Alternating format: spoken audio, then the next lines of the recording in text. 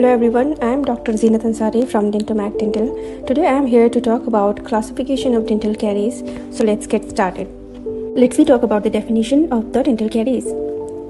This is taken from the Schaeffer. It is a microbial disease of the calcified tissues of the teeth characterized by demineralization of the calcified tissues and destruction of the organic substance of the teeth. So basically it is an infection, bacterial origin or a bacterial infection that causes demineralization and destruction of the hard tissues of the teeth that results of the production of acids by bacterial fermentation of food debris accumulated on the tooth surfaces. A demineralization exceeds saliva and other demineralization factors such as from calcium and fluoridated toothpaste. These once hard tissues break down, producing dental caries. Definition is from the Student: an infectious microbial disease of the teeth that results in localized dissolution and destruction of calcified tissues. So as you know about the teeth, there are three parts of the teeth: the enamel, the dentine, and the pulp. And you can see here the dental caries. So basically, what is dental caries? Dental caries is also known as tooth decay or a cavity. Tooth decay is a damage of a tooth that can happen when bacteria is in your mouth make acids that attack to a mouth surface or enamel. This can lead to a small hole in the tooth called a cavity. If tooth decay is not treated, it can cause pain, infection, and even tooth loss. So if you have a cavity, it's very important to get it repaired. So let's talk about Dr. G.V. Black. The American dentist Dr. G.V. Black was born in 1836 to 1915, has developed a cavity classification system way back in 1908, which is widely used in every institutes in all over the world. There are many different classifications of dental caries that exist in the modern time, but the most widely accepted classification is the only classification of Dr. G.V. Black's classification of dental caries, which was proposed, of course, by himself. Dr. G.V. Black is also a father of operative dentistry. G.V. Black's classification of dental caries is the standard method used in identification of carious lesions according to its location on the tooth surface. As you can see here, there are 6 types of classification classified by Dr. G.V. Black. So let's get started from the class 1. Start from the class 1 lesion. All the pit and fissure restoration are class 1 and they involve the following 3 locations group.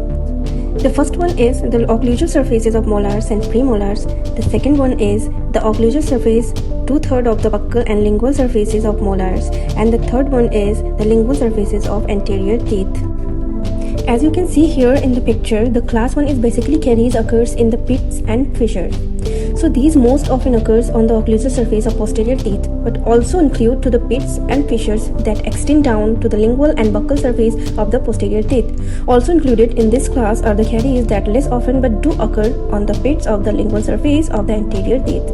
So class 1 basically includes the lesion that occurs in the pits and fissures on the posterior teeth and also less often on the lingual surfaces of the anterior teeth. The class 2 lesions involve the proximal surfaces, mesial and distal of posterior teeth with axis established from the occlusal tooth surfaces. So class 2 caries are showing on the proximal surfaces here on the posterior teeth. You can see here any caries that on the mesial or the distal surfaces of any of the posterior teeth is included in the class 2 lesions. But when this lesion occurs on the proximal surfaces of the anterior teeth, it will be included in the class 3 lesions. So let's move in the class 3 lesions. Class 3 lesions involve the proximal surfaces of the anterior teeth, which may or may not involve the lingual extension but do not involve the incisal line angle. So caries of the proximal surfaces of the anteriors are showing here, whether it be on incisors or canine, but this lesion occurs only on the occlusal surfaces and doesn't involve in the incisal edges.